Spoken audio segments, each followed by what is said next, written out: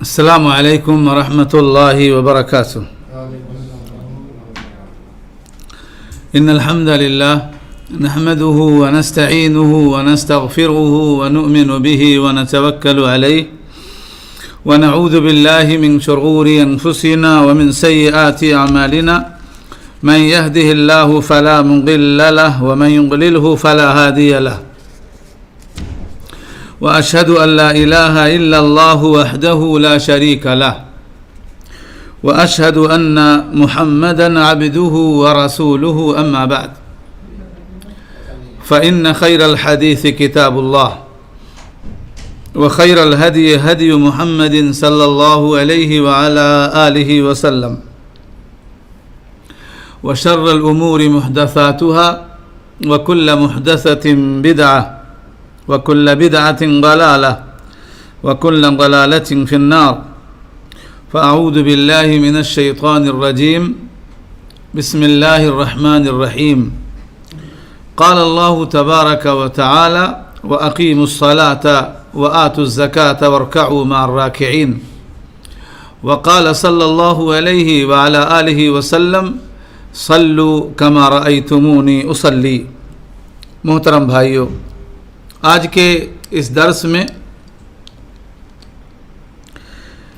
نماز میں سورہ فاتحہ پڑھنے کا کیا حکم ہے اور اس تعلق سے مسائل کے ذکر کے بعد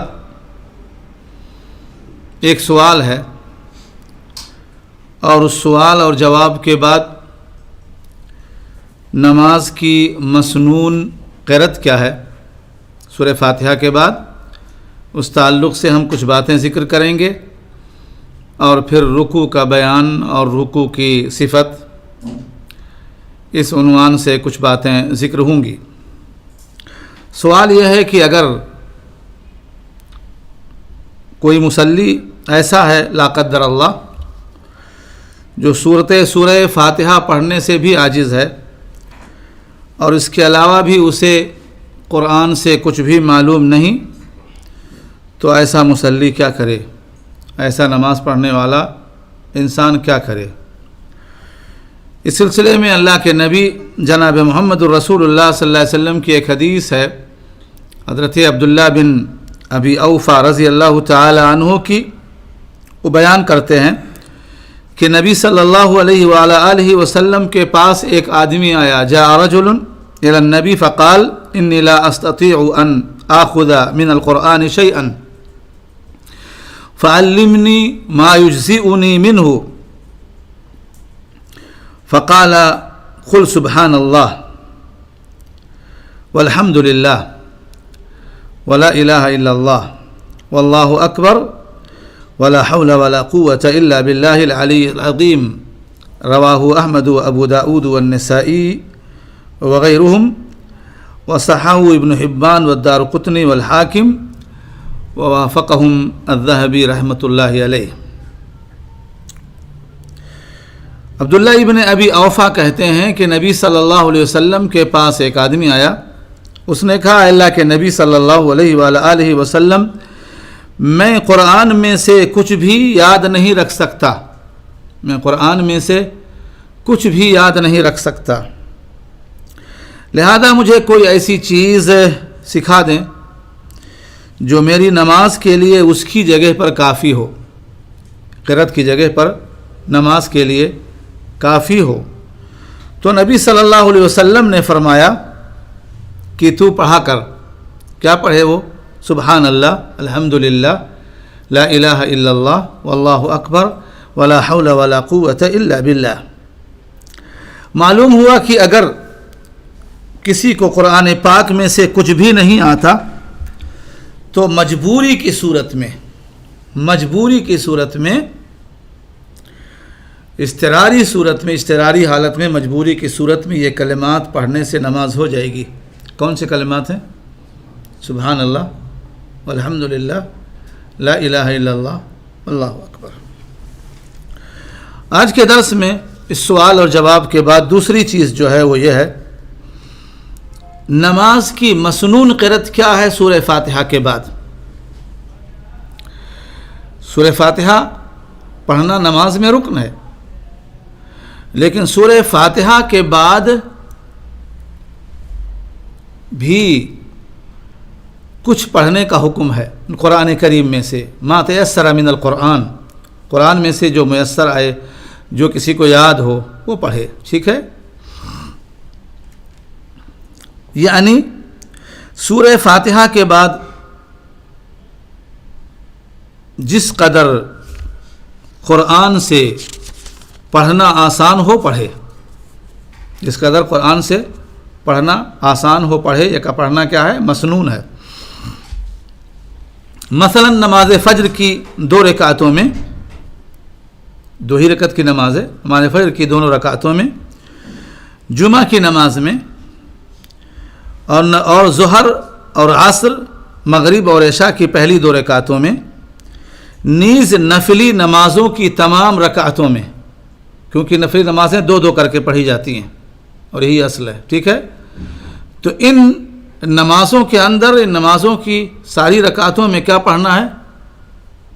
کیا پڑھنا ہے؟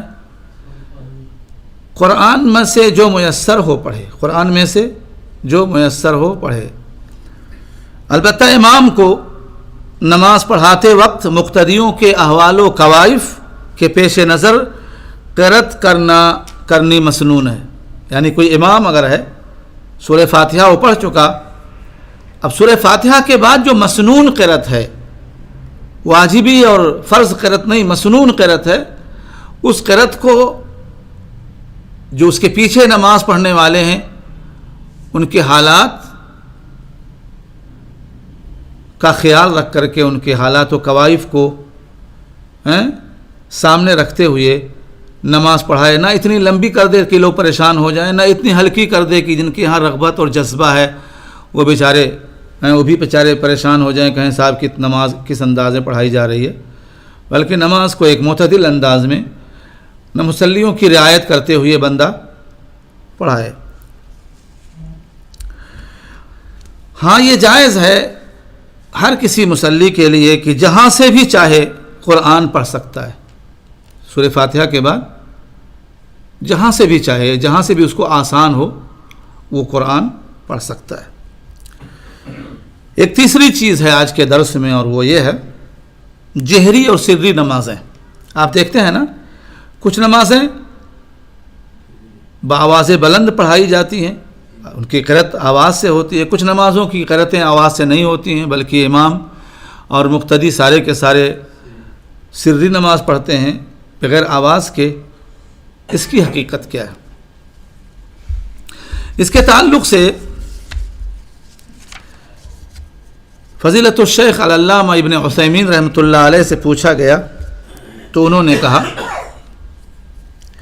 الاسرار بالقراءة في موضعه والجهر بالقراءة في موضعه من الصلوات سنہ وليس بواجب۔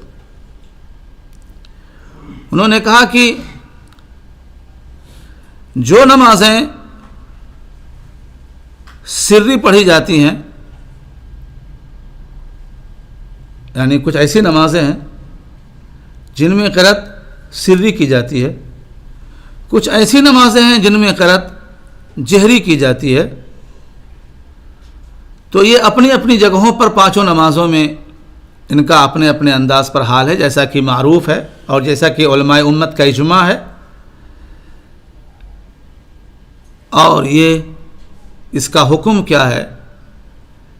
سنت کا حکم ہے، نہ یہ واجب ہے اور نہ یہ فرض ہے، نہ یہ واجب ہے نہ یہ فرض ہے۔ کیا مطلب اس کا؟ کیونکہ واجب کیا ہے نماز میں قرأت کے تعلق سے؟ نماز میں قرأت کے تعلق سے سورہ فاتحہ کا پڑھنا واجب ہے۔ کس کا پڑھنا واجب ہے؟ سورہ فاتحہ کا پڑھنا واجب ہے، اور ہر نماز میں، نماز کی ہر رکعت میں کس کا پڑھنا واجب ہے؟ سورہ فاتحہ کا پڑھنا واجب ہے، کیونکہ نبی صلی اللہ علیہ وآلہ وسلم نے فرمایا ہے، بخاری کی حدیث ہے، مالک ابن حویرث رضی اللہ تعالی عنہ راوی ہیں کہ نبی صلی اللہ علیہ وسلم نے فرمایا لا صلاۃ لمن لم یقرأ بفاتحۃ الکتاب. تو نماز میں پڑھنا کیا واجب ہے؟ سورہ فاتحہ کی قرأت واجب ہے. سورہ فاتحہ کی قرأت واجب ہے. اب اگر کسی انسان نے جہری قرأت کی سری جگہوں پر جہاں کی سری قرأت ہونی چاہیے تھی، اور کسی انسان نے سری قرأت کی ان جگہوں پر جہاں جہری قرأت ہونی چاہیے تھی، اور اس کی غرض اس کی قرأت کرنے کے وقت میں یا قرأت میں نبی کی مخالفت نہیں اور سنت سے اعراض نہیں، تو ایسی صورت میں جبکہ جہری اور سری قرأت دونوں کیا ہے؟ سنت کے حکم میں ہے، واجب اور فرض نہیں، تو ایسی صورت میں یہ انسان گنہگار نہیں ہوگا. ہاں یہ اور بات ہے، اس کا جو اجر و ثواب ہے اس سے محروم ہو جائے گا. سنت کی مطابقت کا جو اجر و ثواب ہے اس سے محروم ہوگا، کیونکہ کسی بھی مسلمان کے لیے نبی صلی اللہ علیہ وسلم کی اتباع اور سنت کے مطابق نماز کا ادا کرنا ہی افضل ہے. نماز ادا کرنا ہی افضل ہے، یا کوئی بھی چیز نبی صلی اللہ علیہ وسلم کی سنت کے مطابق ہی ادا کرنا افضل ہے. یہ ایک چیز ہوئی. دوسری چیز یہ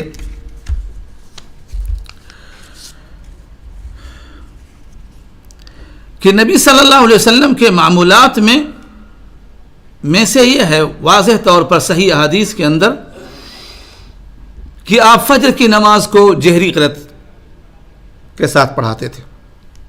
فجر کی نماز جو 2 رکعتیں ہیں اسے بآواز بلند قرأت کر کے پڑھایا کرتے تھے. مغرب کی 2 رکعت کی نماز 3 رکعت کی نماز ہے، پہلی 2 رکعتیں نبی صلی اللہ علیہ وسلم کے معمولات میں کیا ہے؟ بآواز بلند قرأت کرتے تھے. عشاء کی پہلی 2 رکعتوں میں نبی صلی اللہ علیہ وسلم کے معمولات میں کیا ہے کہ آپ بآواز بلند قرأت کرتے تھے، اور اس پر جمہور اہل علم کا اتفاق ہے کہ یہ اللہ کے نبی صلی اللہ علیہ وسلم کے معمولات میں سے جی. اور امام نووی رحمۃ اللہ علیہ نے اس پر امت کا اجماع نقل کیا ہے. لہذا ایسی صورت میں اور اس کے مقابل میں مغرب کی جو عصر کی ظہر کی جو 2 رکعت 4 رکعت ہے اس کو نبی صلی اللہ علیہ وسلم سری پڑھتے تھے 4 رکعتیں. عصر کی نمازیں سری پڑھتے تھے 4 رکعتیں. مغرب کی آخری رکعت سری پڑھتے تھے، بغیر آواز کے قرأت کرتے تھے. اور عشاء کی بقیہ 2 رکعتوں میں نبی صلی اللہ علیہ وسلم بآواز بلند نہیں قرأت کرتے تھے بلکہ سری قرأت ہوتی تھی. اور یہ دونوں شکلیں نبی صلی اللہ علیہ وسلم کے معمولات میں سے ہیں. لہذا ایسی صورت میں ہمارے لیے افضل ہے اور بہتر ہے کہ ہم صلو کما رأیتمونی اصلی میں جو حکم ہے نبی صلی اللہ علیہ وسلم کی طرف سے، حکم کیا ہے؟ نماز ایسے ہی پڑھو جیسے کہ مجھے نماز پڑھتے ہوئے دیکھتے ہو. اب جب کہ نبی صلی اللہ علیہ وسلم نے یہ معمول بنایا ہوا ہے کہ کچھ نمازیں اور نمازوں میں بعض رکعتیں کچھ نمازوں کی بعض رکعتیں جہری ہیں اور کچھ نمازیں جہری سری نمازیں ہیں مکمل طور پر، یا بعض نمازیں ان کی بعض رکعتیں سری ہیں.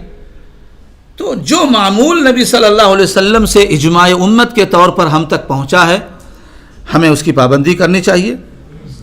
اور سلف سے لے کر کے خلف تک یہی چیز نقل ہوتے ہوئے ہمارے پاس آئی ہے اور ہمیں ملی ہے، اور اس پر اجماع ہے اور اہل علم نے اجماع نقل کیا ہے.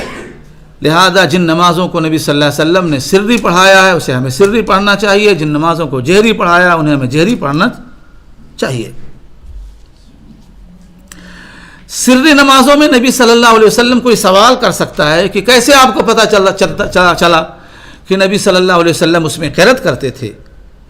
تو صحابہ کرام نے اس سلسلے میں ہمارے پاس بعض حدیثیں جو ہے پہنچائی ہیں کہ جس سے یہ پتہ چلتا ہے کہ نبی صلی اللہ علیہ وسلم قرأت کرتے تھے ظہر کی پہلی 2 رکعتوں کے اندر، ظہر کی پہلی 2 رکعتوں کے اندر، عصر کی پہلی 2 رکعتوں کے اندر، جی سورہ فاتحہ کے علاوہ۔ سورہ فاتحہ تو ہر کسی نماز میں اور ہر کسی نماز کی ہر رکعت میں واجب ہے، جی رکن ہے، لیکن اس کے علاوہ بھی نبی صلی اللہ علیہ وسلم قرأت کرتے تھے۔ اور اس تعلق سے بہت سارے صحابہ سے حدیثیں وارد ہیں، جیسے کہ انہی میں سے حضرت خباب ابن ارت رضی اللہ تعالی عنہ کی حدیث ہے، اور اس حدیث کو ابو معمر عبداللہ بن صخبرہ بیان فرماتے ہیں کہ سألنا خبابا، ہم نے کس سے سوال کیا؟ خباب ابن ارت سے ہم نے سوال کیا، اکان النبی صلی اللہ علیہ وعلی آلہ وسلم یقرأ فی الظہر والعصر، اور ظہر اور عصر کی نماز نبی صلی اللہ علیہ وسلم کی معمولات میں سے کیا ہے؟ سری طور پر پڑھنا ہے، سری طور پر پڑھنا۔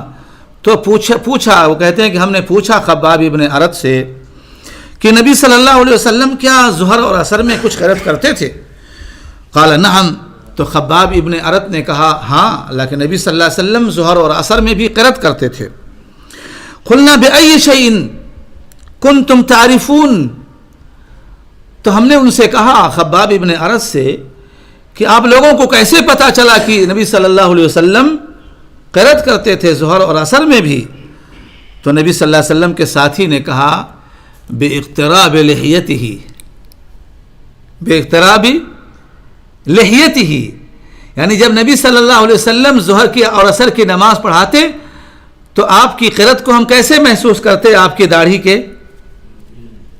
ہلنے اور اس کی حرکت کرنے کی وجہ سے ہم محسوس کرتے۔ اور بسا اوقات اللہ کے نبی صلی اللہ علیہ وسلم ہمیں بعض آیتیں تھوڑا سا آواز کے ساتھ پڑھ کر کے سناتے بھی تھے، بسا اوقات بعض آیتیں نبی صلی اللہ علیہ وسلم ہمیں پڑھ کر کے بلند آواز سے پڑھ کر کے سناتے بھی تھے۔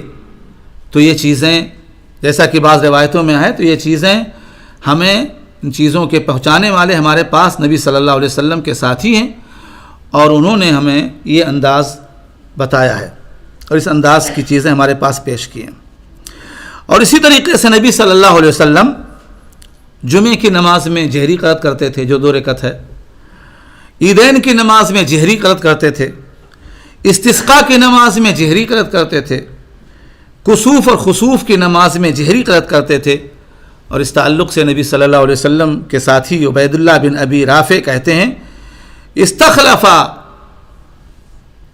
اب عبید اللہ بن ابی رافع رحمہ اللہ کہتے ہیں استخلفا مروان ابا ہریرہ، مروان جو مدینے کا گورنر تھا جب وہ مکہ جانے لگا، مکہ نہیں مدینہ جانے لگا، تو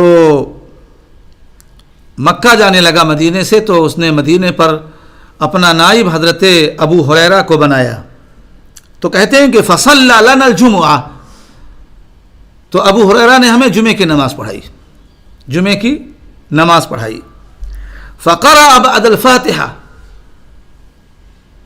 بعد الفاتحہ، تو ابو ہریرہ نے جمعے کی نماز پڑھاتے ہوئے، فرض نماز پڑھاتے ہوئے جمعے کی جو 2 رکعتیں ہیں، انہوں نے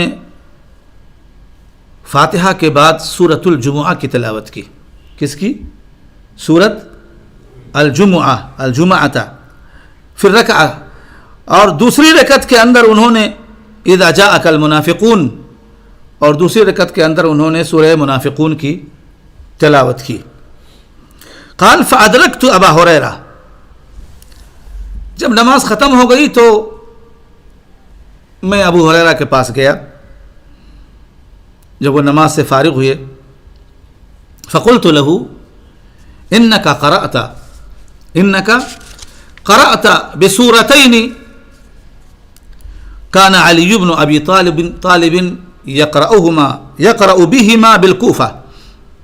اے ابو ہریرہ، آپ نے جمعے کی نماز میں 2 سورتیں پڑھی ہیں، یعنی سورۃ الجمعہ اور سورۃ المنافقون۔ یہی وہ صورتیں ہیں جس کو ابو علی بن ابی طالب رضی اللہ تعالی عنہ اپنے زمانے خلافت میں کوفہ کے اندر جمعے کی نماز میں پڑھا کرتے تھے، جمعے کی نماز میں پڑھا کرتے تھے۔ فقال ابو ہریرہ، ابو ہریرہ کون ہیں؟ محدث ہیں، بلکہ صحابہ کرام میں امام المحدثین ہیں۔ ابو ہریرہ نے پھر اس سائل کو، جس نے سوال کیا اور جس نے اس میں گواہی کے طور پر، دلیل کے طور پر علی بن ابی طالب کا عمل بھی بتایا، اور وہ جاننا چاہتا ہے کہ آیا یہ عمل تم دونوں کا نبی صلی اللہ علیہ وسلم سے ثابت ہے یا نہیں ثابت ہے، یا تم دونوں کا اپنا وہ ہے، ہم نے وہاں سنا تھا اور تم نے یہاں پڑھایا، تم سے بھی سنا۔ تو ابو ہریرہ نے کہا، فقال ابو ہریرہ رضی اللہ تعالی عنہ انی سمعت رسول اللہ صلی اللہ علیہ وآلہ وسلم یقرأ بہما فی الجمعہ، رواہ مسلم۔ تو ابو ہریرہ رضی اللہ تعالی عنہ نے کہا کہ میں نے نبی صلی اللہ علیہ وسلم کو جمعے کی نماز میں ان دونوں صورتوں کو پڑھتے ہوئے سنا ہے۔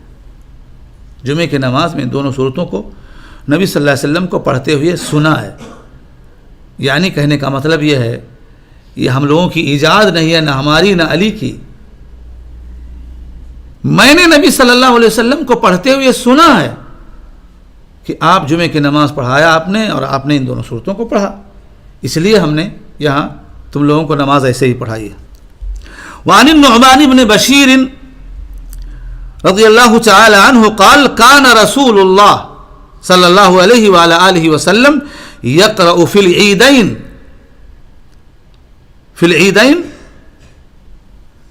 وفی الجمعہ سبح اسم ربک الاعلی وهل اتاک حدیث الغاشیہ۔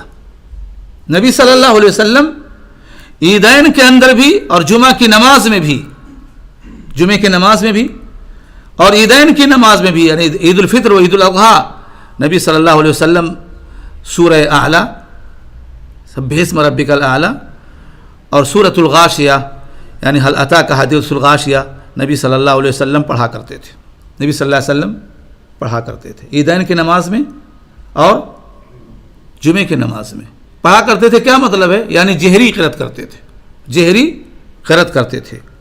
قال الصحابی الجلیل نعمان ابن بشیر وَإِذَا اجْتَمَعَ الْعِيدُ وَالْجُمُعَةُ فِي يَوْمٍ وَاحِدٍ يَقْرَأُ بِهِمَا فِي الصَّلَاتَيْنِ۔ اور اگر کسی موقع پر جمعہ عید کے دن یا عیدین، عید کی نماز جمعے کے دن پڑھ گئی تو نبی صلی اللہ علیہ وسلم جمعے کے دن لیے بھی ان دونوں صورتوں کو پڑھتے تھے اور عید کی نماز میں بھی ان دونوں صورتوں کو پڑھتے تھے۔ اور یہ حدیث کہاں ہے؟ امام مسلم رحمۃ اللہ علیہ نے اپنی صحیح کے اندر ذکر کیا ہے۔ وعن عبداللہ بن زید رضی اللہ تعالی عنہ قال خرج النبی صلی اللہ علیہ وسلم یستسقی، اور ہم نے اس سے پہلے ذکر کیا تھا کہ نبی صلی اللہ علیہ وسلم ان ساری نمازوں میں جہری قرأت کیا کرتے تھے، ٹھیک ہے؟ تو نبی صلی اللہ علیہ وسلم کے بارے میں عبداللہ ابن زید کہتے ہیں کہ نبی صلی اللہ علیہ وسلم نکلے استسقاء کی نماز پڑھانے کے لیے، فتوجہ الی القبلہ، تو نبی صلی اللہ علیہ وسلم قبلہ کی طرف متوجہ ہوئے اور آپ دعا کرنے لگے پانی کے لیے اللہ تعالیٰ کی جناب میں، اور اپنی جو ردا آپ کے پیٹھ پر تھی، جس پر تھی، آپ نے اس کو بھی تحویل کر لیا۔ ثم صلی رکعتین، پھر آپ نے 2 رکعت نماز پڑھی۔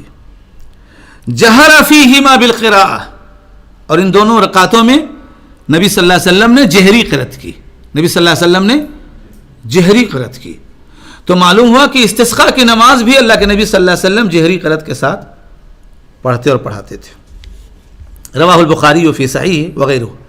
وعن ام المؤمنین عائشہ رضی اللہ تعالی عنہا ان النبی صلی اللہ علیہ وسلم جہر فی صلاة الخسوف بقراءتہ، نبی صلی اللہ علیہ وسلم نے کسوف اور خسوف کی بھی جب نماز پڑھائی تو اس میں بھی جیسا کہ صحیحین میں عائشہ سے ہے، آپ قرأت کو کیا کرتے تھے؟ بلند آواز سے قرأت کرتے تھے۔ اسی طریقے سے رات کی نمازیں، وَأَمَّا فِي صَلَاةِ اللَّيْلِ، رات کی نمازیں تو رات کی نمازوں میں بسا اوقات آپ جہری قرأت کرتے تھے اور بسا اوقات آپ سری قرأت کرتے تھے. بسا اوقات یعنی کبھی آپ جہری کرتے تھے اور کبھی آپ سری قرأت کرتے تھے. جیسے کہ معاویہ بن صالح عن عبداللہ بن ابی قیس قال سألت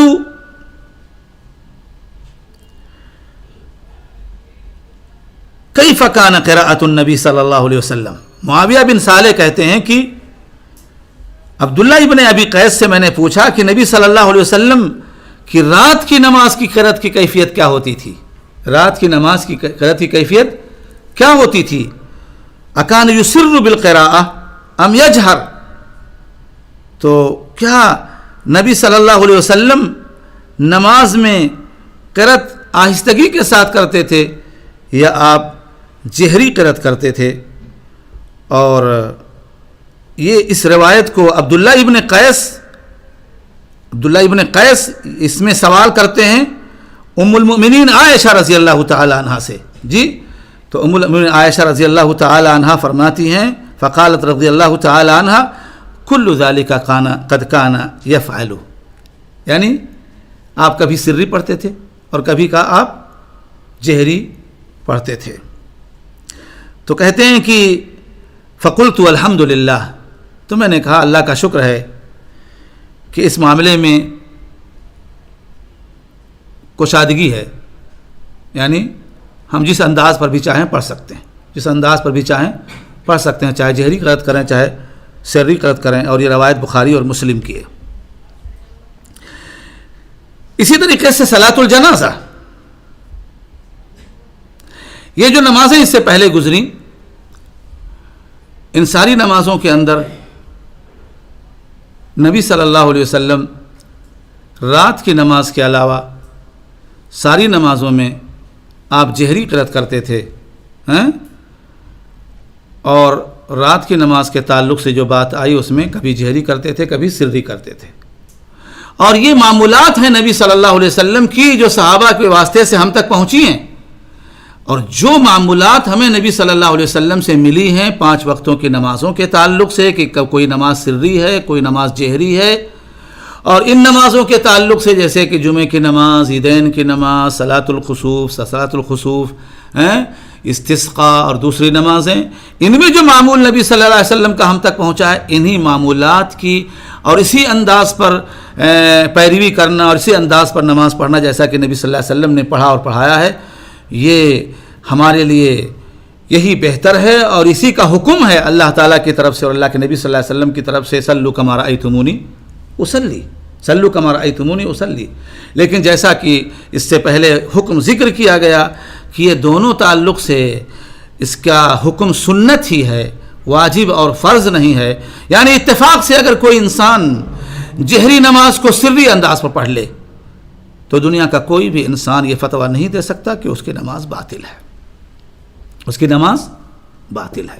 ہاں یہ بات اور ہے کہ اگر اس نے نبی صلی اللہ علیہ وسلم کے معمول کی پابندی کی ہوتی جیسا کہ نبی صلی اللہ علیہ وسلم نے پڑھا تو اجر و ثواب کا مستحق ہوتا. اب چونکہ اس معاملے کے اندر آسانی ہے، کشادگی ہے، اور اس نے جواز کے مسئلے کو اختیار کیا ہے، تو یہ بھی نہیں کہا جا سکتا کہ اس کی نماز باطل ہے یا وہ گنہگار ہے. وہ گنہگار ہے. صلاۃ الجنازہ،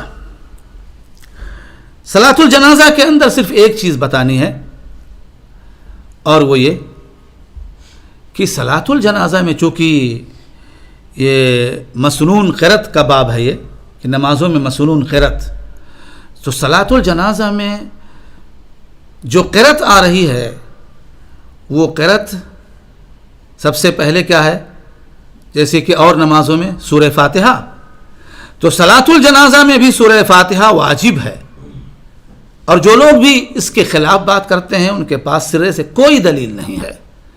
اور نبی صلی اللہ علیہ وسلم نے فرمایا ہے لا صلاۃ لمن لم یقرأ بفاتحۃ الکتاب، کوئی نماز بغیر فاتحہ کے اللہ کی جناب میں مقبول نہیں ہے.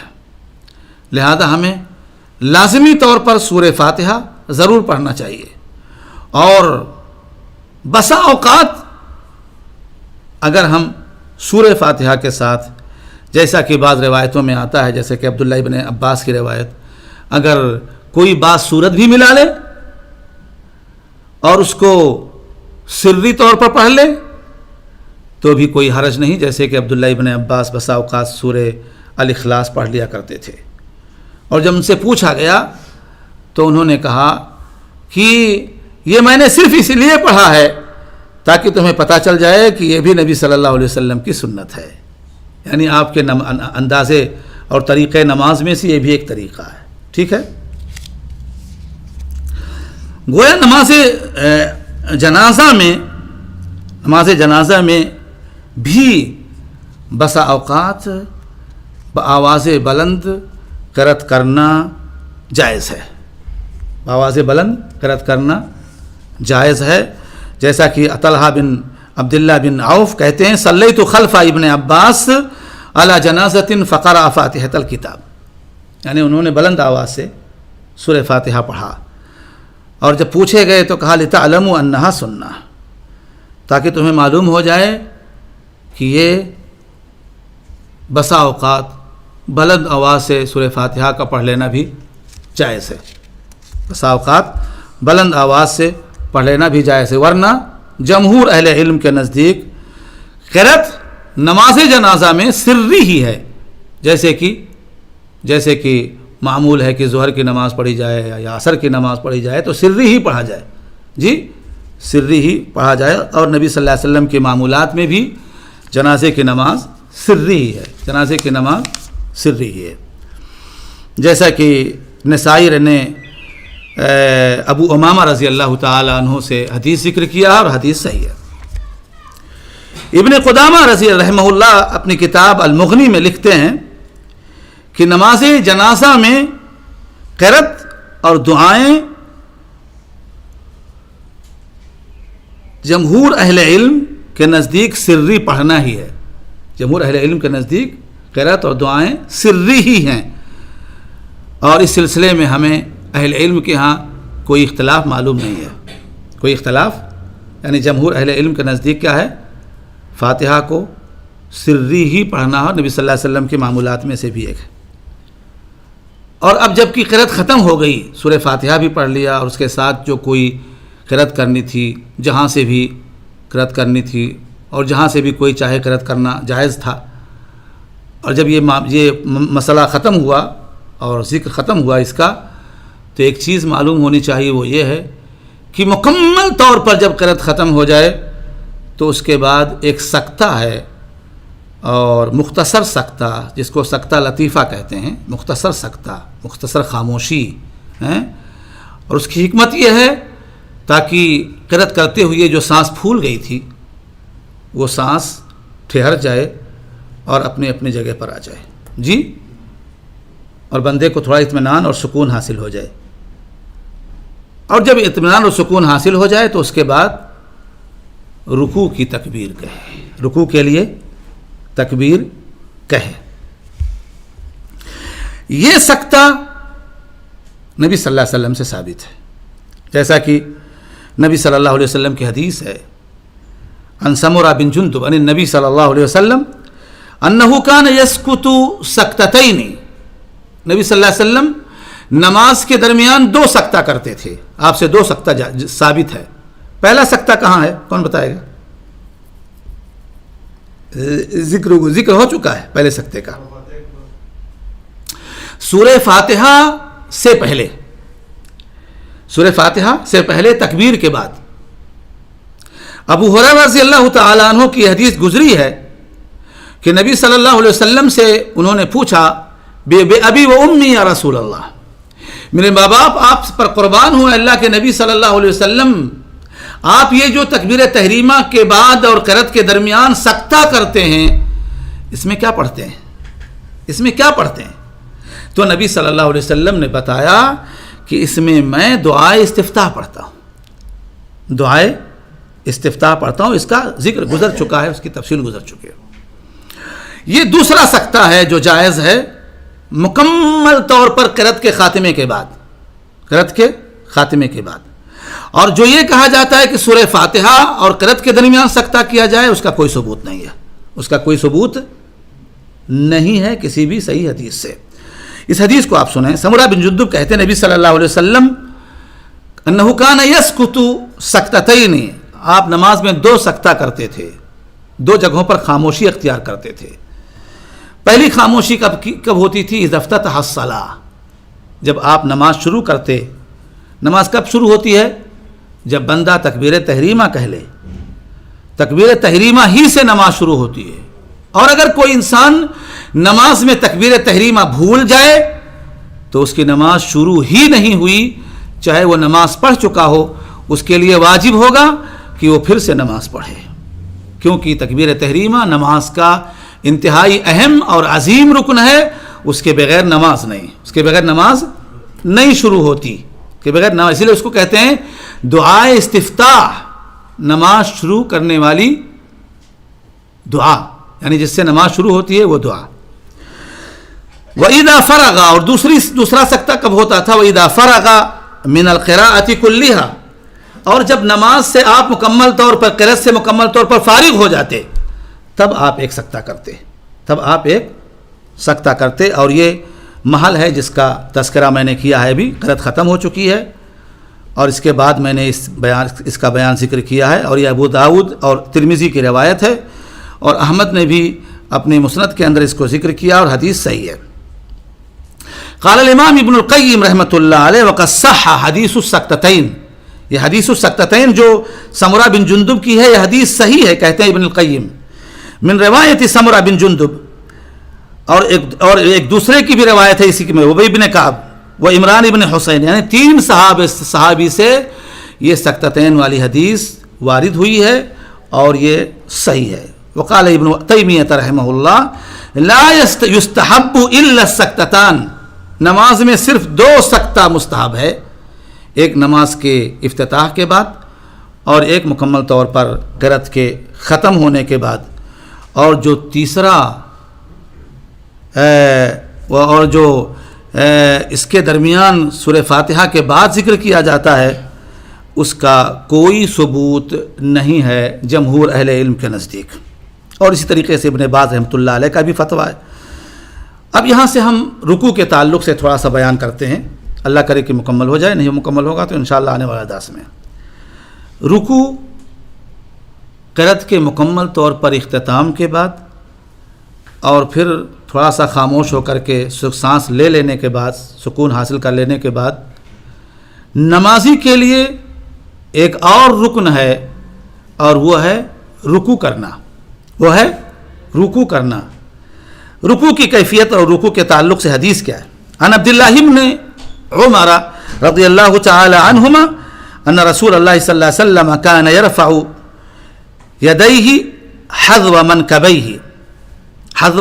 منکبیہ، اور جب انسان رکوع کرے قرأت کے بعد تو اسے کیا کرنا چاہیے؟ دونوں ہاتھوں کو تکبیر کہتے ہوئے اٹھائے. کہاں تک؟ کندھوں تک یا کانوں تک؟ کندھوں تک، دونوں ہاتھوں کو تکبیر کہتے ہوئے اٹھائے کندھوں تک یا کانوں تک، اور رکوع میں جائے. دونوں ہاتھوں کو تکبیر کہتے ہوئے کندھوں تک یا کانوں تک اٹھائے اور رکوع میں جائے. اس تعلق سے رفع الیدین کا باب میں نے اس سے پہلے تفصیل کے ساتھ اس سلسلے میں بیان کیا، لیکن 1-2 حدیثیں ذکر کے طور پر میں یاد دہانی کے طور پر میں ذکر کرتا ہوں یہاں. عن عبداللہ ابن عمر، اس سلسلے میں عبداللہ ابن عمر کی حدیث گزر چکی ہے کہ نبی صلی اللہ علیہ وسلم جب نماز شروع کرتے اور رکوع کے لیے تکبیر کہتے اور رکوع سے سر اٹھاتے تو آپ کیا کرتے تھے؟ اپنے دونوں ہاتھوں کو کندھوں تک اٹھاتے تھے یا کانوں کے لو تک اٹھاتے تھے، اور یہ حدیث متفق علیہ ہے. اسی طریقے سے دوسری حدیث ہے اور وہ ہے مالک ابن حویرث کی. مالک ابن حویرث کی بھی حدیث گزر چکی ہے شروع میں جی، اور اس سلسلے میں نے تفصیل کافی ذکر کی ہے کہ نبی صلی اللہ علیہ وسلم جب آپ نماز شروع کرتے، تکبیر تحریمہ کہتے تو اپنے دونوں ہاتھوں کو اٹھاتے، یہاں تک کہ دونوں ہاتھوں کو کانوں کے لو کے برابر تک اٹھاتے، اور جب آپ رکوع کے لیے تکبیر کہتے تو دونوں ہاتھوں کو کانوں کے لو تک کے برابر تک اٹھاتے، اور جب آپ رکوع سے سر اٹھاتے اور سمع اللہ لمن حمدہ کہتے تو اپنے دونوں ہاتھوں کو کانوں کے لو کے تک اٹھاتے یا کانوں کے لو کے برابر اٹھاتے. یہ حدیث بھی گزری ہے, اس سے پہلے گزر چکی ہے. وعن عبداللہ ابن الزبیر کہتے ہیں صلیت خلف ابی بکر الصدیق, یہ آخری روایت میں اس سلسلے میں ذکر کر رہا ہوں, یہ حدیث اس سے پہلے نہیں گزری ہے. یہ کہتے ہیں عبداللہ ابن زید رضی اللہ تعالی, عبداللہ ابن الزبیر صلیت خلف ابی بکر الصدیق فکان یرفع یدیہ, کہتے ہیں عبداللہ ابن الزبیر رضی اللہ تعالی عنہ کہ میں نے ابو بکر کے پیچھے نماز پڑھی, اور جب وہ نماز شروع کرنے کے لیے تکبیر کہتے تو اپنے دونوں ہاتھوں کو اٹھاتے, اور جب رکوع کے لیے تکبیر کہتے تو اپنے دونوں ہاتھوں کو اٹھاتے, اور جب رکوع سے سر اٹھاتے تو اپنے دونوں ہاتھوں کو اٹھاتے. وقال ابو بکر, اب ابو بکر سے روایت کو گواہی کے طور پر پیش کرتے ہیں عبداللہ ابن الزبیر, جبکہ وہ بھی صحابی ہیں, کہتے ہیں وقال ابو بکر, اور ابو بکر نے کہا صلیت خلف الرسول صلی اللہ علیہ وسلم, میں نے نبی صلی اللہ علیہ وسلم کے پیچھے نماز پڑھی تو جیسے تم نے مجھے نماز پڑھتے ہوئے دیکھا ہے تم لوگوں نے, اے لوگوں, اسی طریقے سے میں نے دیکھا نبی صلی اللہ علیہ وسلم کو کہ جب آپ تکبیر کہتے تو اپنے دونوں ہاتھوں کو اٹھاتے, جب رکوع کے لیے تکبیر کہتے تو اپنے دونوں ہاتھوں کو اٹھاتے, اور جب رکوع سے سر اٹھاتے تو اپنے دونوں ہاتھوں کو اٹھاتے. اس روایت کو امام بہقی رحمۃ اللہ علیہ نے اپنے سنن کے اندر ذکر کیا ہے. اسی طریقے سے حدیث گزر چکی ہے, حدیث موجود ہے, اس کا ذکر اس سے پہلے نہیں ہوا, عمر سے بھی ثابت ہے اور علی سے بھی ثابت ہے, اور وائل ابن حجر کی حدیث اس سے پہلے گزری ہے. اور وہاں میں نے ایک بات ذکر کی تھی کہ وائل ابن حجر سن 9 ہجری میں اور 10 ہجری میں, سن 9 ہجری میں مسلمان ہوئے ہیں نبی صلی اللہ علیہ وسلم کے پاس آ کر کے, پھر لوٹ گئے ہیں اپنے ملک یمن, اور وہ بادشاہوں کے لڑکوں میں سے تھے, اور پھر سن 10 ہجری میں آئے ہیں, نبی صلی اللہ علیہ وسلم کی زیارت کی ہے, اور نبی صلی اللہ علیہ وسلم کو دونوں سفر میں رفع الیدین کرتے ہوئے پایا ہے. اور پھر نبی صلی اللہ علیہ وسلم کا انتقال ہوا ہے سن 11 ہجری میں, سن 11 ہجری میں کی ابتدا میں ربیع الاول کی 12 تاریخ کو, ربیع الاول کی 12 تاریخ کو, یعنی آپ حج سے لوٹ کر کے آئے ذوالحجہ میں, اور ذوالحجہ کے بعد محرم, اور اس کے بعد سفر, یعنی 2 مہینہ, اور اس کے بعد ربیع الاول, یعنی 3 مہینے کے اندر اللہ کے نبی صلی اللہ علیہ وسلم کا انتقال ہو گیا. یہ اس بات کے لیے عظیم ثبوت ہے, بلکہ یہ ثبوت ہیں جن کی روایت مسلم کے اندر موجود ہے, مختلف انداز سے بخاری کے اندر بھی موجود ہے رفع الیدین کے تعلق سے, کہ نبی صلی اللہ علیہ وسلم پوری زندگی رفع الیدین کرتے رہے, پوری زندگی رفع الیدین کرتے رہے. اسی لیے امام بخاری رحمۃ اللہ علیہ کے ایک استاد ہیں علی بن مدینی جو امام الجرح والتعدیل ہیں, وہ فرماتے ہیں کہ حدیث و ابن عمر جو بخاری اور مسلم کے اندر ہے, حدیث و ابن عمر کی بنا پر سارے مسلمانوں پر فرض ہے, سارے مسلمانوں پر ضروری ہے کہ وہ رفع الیدین کریں, کیونکہ نبی صلی اللہ علیہ وسلم سے رفع الیدین کی حدیث متفق علیہ طور پر بہت طرق سے, بہت انداز سے ثابت ہے, صحیح ترین انداز سے, لہذا مسلمانوں کے لیے ضروری ہے کہ رفع الیدین کریں. رکوع کی کیفیت کیا ہے؟ رکوع کی کیفیت کے تعلق سے پہلی چیز یہ ہے کہ رکوع میں پیٹھ بالکل سیدھی رکھیں. جب آپ رکوع کریں تو پیٹھ کو دوہری کریں, پیٹھ کو کیا کریں؟ دوہری کریں, اور پیٹھ کو دوہری کر کے اس کو جو ہے آپ کمان کی طرح سے نہ بنائیں, بلکہ ہاتھ کو سیدھا رکھنے کی کوشش کریں, اور اس کے ذریعے سے اپنے گھٹنے کو مضبوط پکڑیں, ٹھیک ہے, اور آپ اپنے سر کو نیچے نہ کریں نہ اوپر کریں, سر کو برابر رکھنے کی کوشش کریں, تو آپ کا کہ یہ پیٹھ انشاءاللہ العزیز کوشش کریں سیدھی رکھنے کی, ہے نا. لا یکلف اللہ نفسا الا وسعہا, اگر کوئی آدمی نہ کر سکے اور وہ کوشش کر رہا ہے تو انشاءاللہ العزیز کوشش کا بھی ثمرہ اس کو ملے گا, کیونکہ اتباع کی کوشش کر رہا ہے. دیکھیں تو آپ رکوع کو میں پیٹھ کو دوہرا کریں اور پیٹھ مکمل طور پر سیدھی رکھیں, سر کو پیٹھ کے برابر یعنی سر نہ تو اونچا ہو اور نہ نیچا، اور دونوں ہاتھوں کی ہتھیلیاں دونوں گھٹنوں پر رکھیں، یعنی دونوں ہاتھوں کی ہتھیلیوں سے اور کھلی ہوئی انگلیوں سے دونوں گھٹنوں کو مضبوطی سے پکڑیں۔ بس اوقات جب ایک انسان جو ہے بس ایسے ہی نماز پڑھ رہا ہے، اس اہتمام نہیں ہے، تو وہ دھیرے سے پکڑے ہوئے ہے تو وہ گرنے کے اس میں آ جاتا ہے کہ نہیں؟ ایسا ہوتا ہے بس اوقات۔ اور ایسا کیوں ہے؟ اس لیے کہ وہ مضبوطی کے ساتھ سنت کے مطابق نہیں پکڑے ہوئے، انگلیاں کھلی ہوئی ہوں اور اس کو اس طریقے سے پکڑے ہوئے ہو تو پھر گرنے کا چانس نہیں ہوگا اور نہ لڑھکنے کا چانس ہوگا، چاہے اوپر کوئی بوجھ ہی رکھ دیا جائے، اوپر کوئی بوجھ ہی رکھ دیا جائے۔ تو دونوں ہاتھوں کی ہتھیلیاں دونوں گھٹنوں پر رکھیں، رواہ مسلم۔ دوسری چیز، ہاتھوں کی انگلیاں کشادہ رکھیں، ایسے نہیں، ایسے نہ پکڑیں گھٹنے کو، ایسے کشادہ کر کے مضبوطی سے پکڑیں۔ یہ ابو داؤد کی روایت ہے، وصححہ الامام حاکم ووافقہ الذہبی۔ تیسری کیفیت اسی میں ہے، دونوں ہاتھوں کو تان کر رکھیں، جیسا کہ میں نے کہا دونوں ہاتھوں کو تان کر رکھیں، وہ کمان نہ بنائیں، دونوں ہاتھوں کو تان کر رکھیں، ذرا خم نہ ہو، انگلیوں کے درمیان کا فاصلہ ہو اور گھٹنوں کو مضبوط تھامیں۔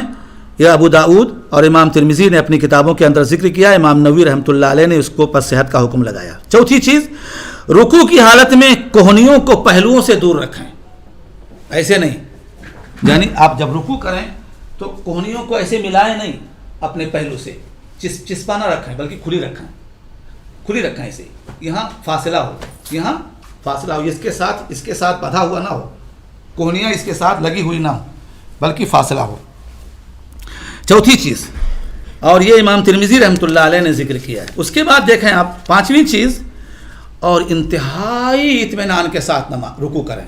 نبی صلی اللہ علیہ وسلم نے فی قصۃ المسیء صلاۃہ، ایک آدمی جو آیا تھا، ابو ہریرہ کی حدیث میں ہے، اللہ کے نبی صلی اللہ علیہ وسلم مسجد میں بیٹھے ہوئے ہیں، ایک آدمی آیا، اس نے جلدی نماز پڑھی 2 رکعت اور آ کر نبی صلی اللہ علیہ وسلم سے کہا السلام علیکم یا رسول اللہ۔ نبی صلی اللہ علیہ وسلم نے اس کو جواب دیا اور کہا ارجع فصلی فإنک لم تصلی، لوٹ جا نماز پر، تو نے نماز نہیں پڑھی۔ اس کو بار بار لوٹایا، پھر جب آپ نے اس کو تیسری بار غالباً لوٹایا، چوتھی بار لوٹایا یا تیسری بار، تو اس نے کہا علمنی یا رسول اللہ ما احسن غیر ھذا، اے اللہ کے نبی مجھے نماز کا وہ طریقہ سکھا دیجئے جو طریقہ آپ کو پسند ہے، اللہ کو پسند ہے، کیونکہ میں اس سے اچھی نماز پڑھنا نہیں جانتا۔ تو نبی صلی اللہ علیہ وسلم نے جو نماز پڑھائی تھی، سکھائی تھی، اس نماز کے اندر یہ ہے ثم ارکع حتی تطمئن راکعا، ثم ارکع حتی تطمئن راکعا، پھر رکوع کر اور اطمینان کے ساتھ رکوع کر، اطمینان کے ساتھ رکوع کر۔ تو اطمینان یہ کیا ہے؟ پانچویں چیز ہے، اور یہ اطمینان نماز میں رکن ہے، اطمینان نماز میں رکن ہے، قیام کی حالت میں بھی، رکوع کی حالت میں بھی، 2 سجدوں کی حالت میں بھی، 2 سجدوں کے درمیان بھی، سجدوں کی حالت میں بھی، ہر رکن کے ساتھ ایک اور رکن لگا ہوا ہے، اس کو کہتے ہیں اطمینان اور سکون، اطمینان اور سکون۔ اس آدمی کی نماز جس کی نماز کو نبی صلی اللہ علیہ وسلم نے رد کیا، اس کی نماز کے اندر رکوع ارکان نماز جو ہیں وہ مکمل نہیں تھے، ان میں اطمینان نہیں تھا، ہے نا؟ اس لیے نبی صلی اللہ علیہ وسلم نے اس کی نماز کا انکار کیا۔ اس لیے ہر رکن کے ساتھ نبی صلی اللہ علیہ وسلم نے اس کو کہا کہ کھڑا ہو جا، اطمینان کے ساتھ کھڑا ہو جا، رکوع کر، اطمینان کے ساتھ رکوع کر، پھر کھڑا ہو، اطمینان کے ساتھ کھڑا ہو، یہاں تک کہ ساری ہڈیاں اپنے اپنے جگہ پر آ جائیں اور واجب ادا کر لے۔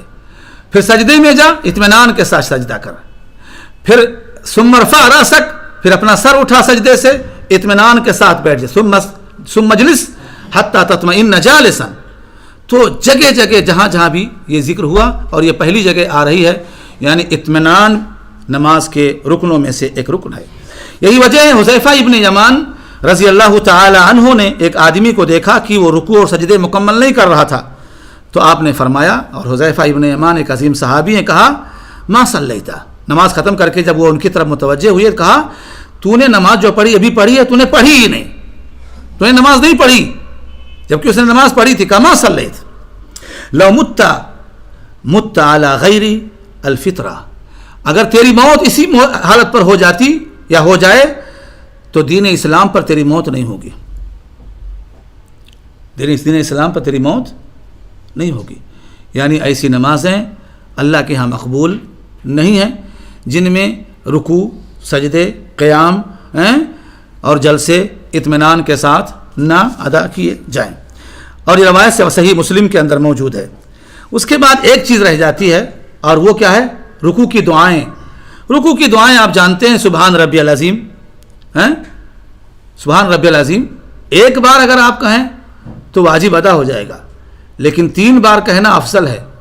مزید موقع ملے تو آپ زیادہ سے زیادہ کہہ سکتے ہیں اگر امام کے پیچھے ہیں، اور اگر آپ اکیلے ہیں تو جتنا زیادہ کہہ لیں، رکوع میں سجدے میں جتنی زیادہ دعائیں پڑھ لیں جو واجبی دعائیں ہیں اتنا ہی زیادہ ثواب ہے، اتنا ہی زیادہ ثواب ہے. سبحان ربی العظیم.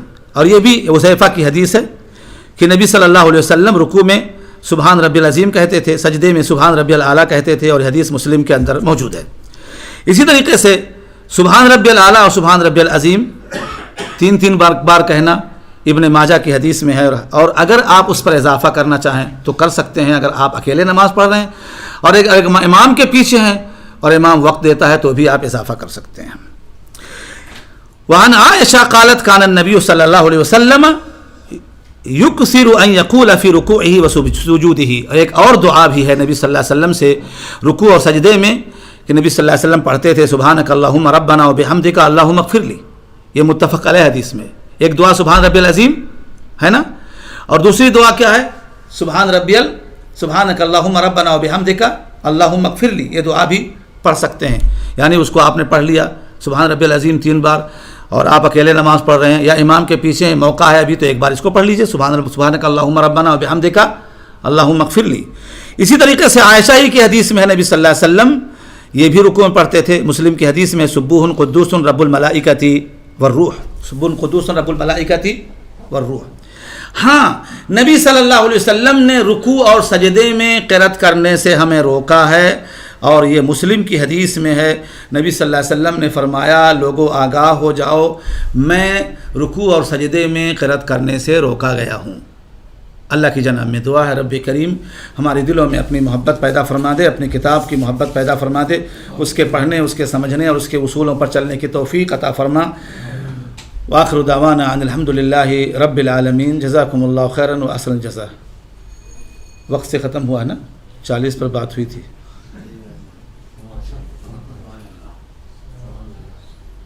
کسی کے پاس کوئی سوال ہے؟ آپ کو یہ اس کو کھولنا چاہیے تھا.